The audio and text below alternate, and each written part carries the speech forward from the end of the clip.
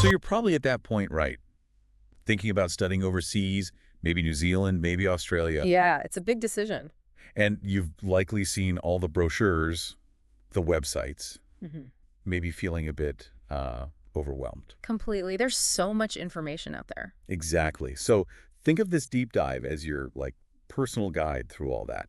We're going to try and unpack the key differences between studying Oz and NZ. Precisely. We've sifted through a lot of the comparisons out there, looking at, the education side, costs, jobs, lifestyle, the whole picture. And the goal here isn't to drown you in more data.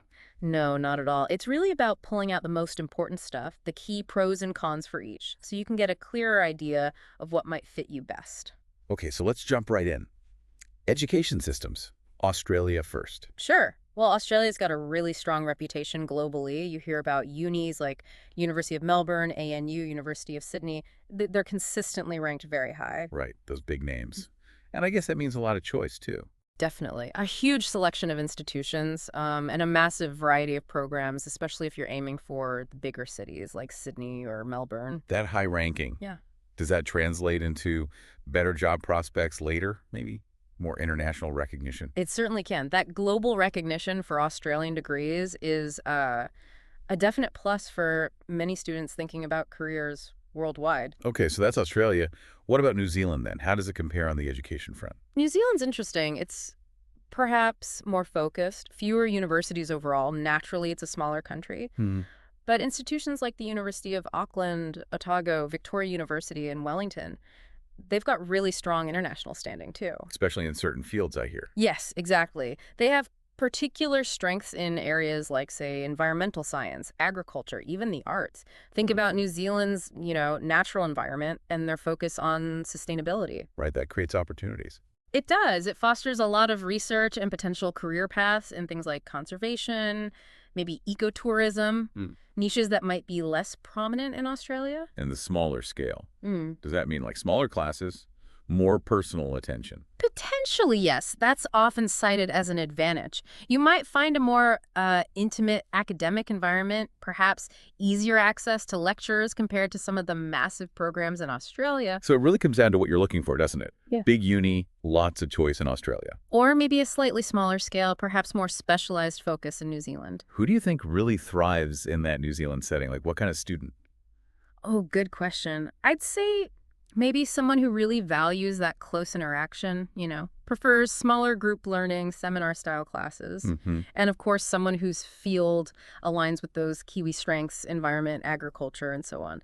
Maybe someone who appreciates a slightly less intensely competitive vibe, too. Okay, that makes sense. Right, let's tackle the big one. Money, cost of living. Always important. Australia generally gets tagged as more expensive, especially the big cities.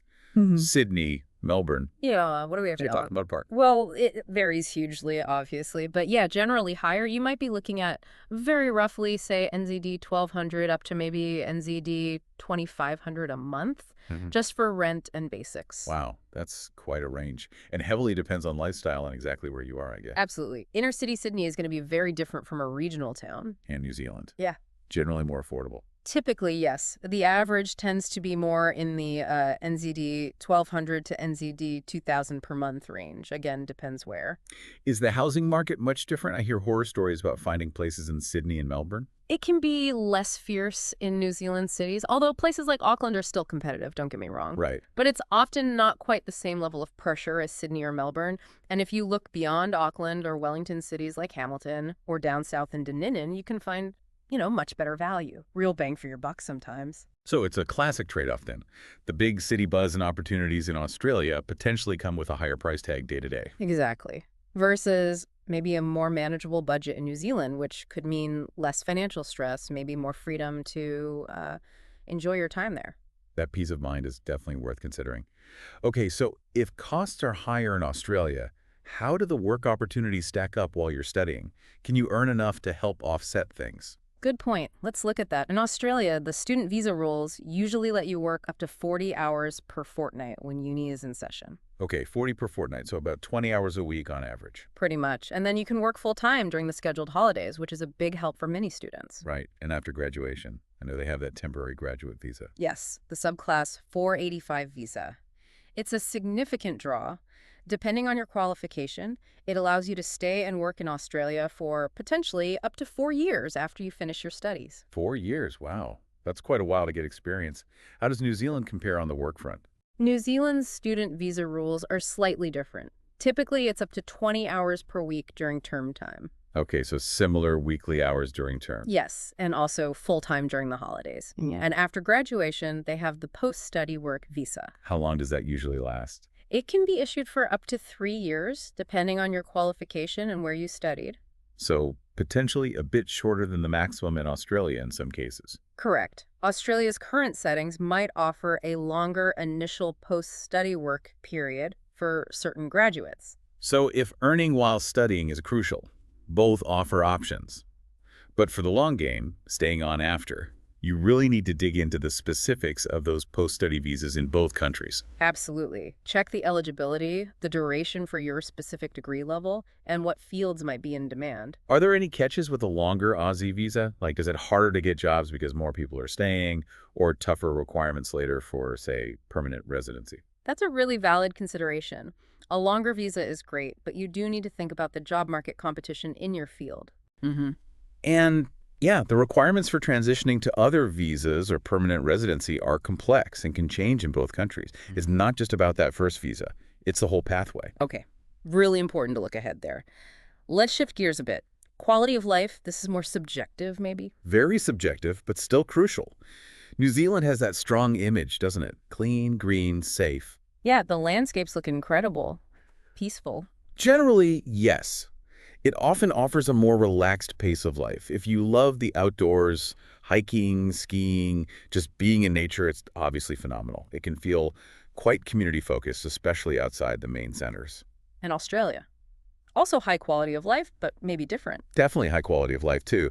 Think vibrant, multicultural cities, amazing beaches, again, a very outdoorsy lifestyle. But potentially more fast-paced. Yeah. Especially Melbourne or Sydney. For sure. Those big cities have incredible energy, loads going on, but that can feel a bit intense or overwhelming for some people, especially coming from smaller places. So you need to picture your ideal day-to-day, I suppose.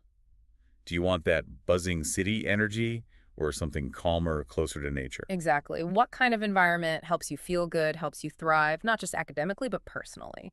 Is it the quiet and green or the dynamic urban scene? It really forces you to think about your personality and preferences. It does. There's no right or wrong, just what's right for you. Okay, final big piece after graduation.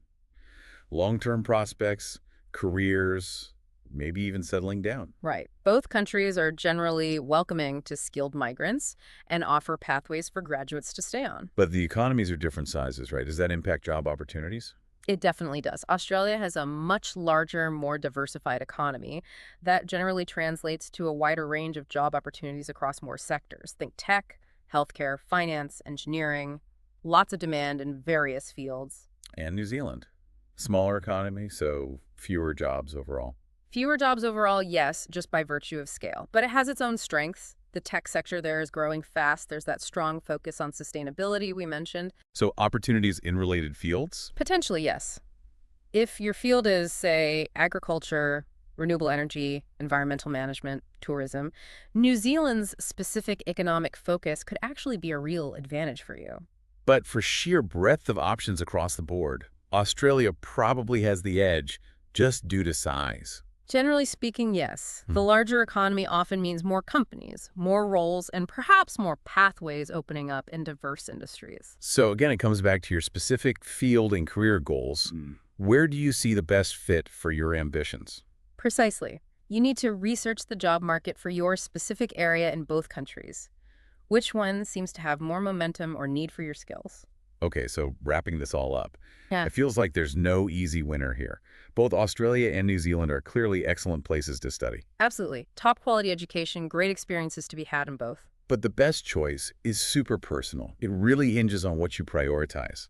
Is it the ranking and program variety? Is it the cost of living, the lifestyle, the specific job prospects afterwards? Exactly. You've got to weigh those factors based on your own situation, your budget, your personality, and what you want for your future. So maybe the final thought for everyone listening is this. Thinking about everything we've just discussed, the unis, the money, the life, the jobs, What's the one factor that feels most important to you right now? That's a good way to put it. Is it keeping costs down? Is it getting into that very specific research program? Is it the dream of working in Sydney's tech scene or maybe living closer to those amazing NZ mountains? Identifying that main priority, your non-negotiable, that can really act as your compass as you dig deeper into the details for each country. Yeah, let that guide your next steps. And of course, to help you keep exploring these kinds of decisions, make sure you subscribe to our deep dives. We'll keep bringing you insights to help navigate your learning journey. Definitely subscribe. We'll be back soon with more.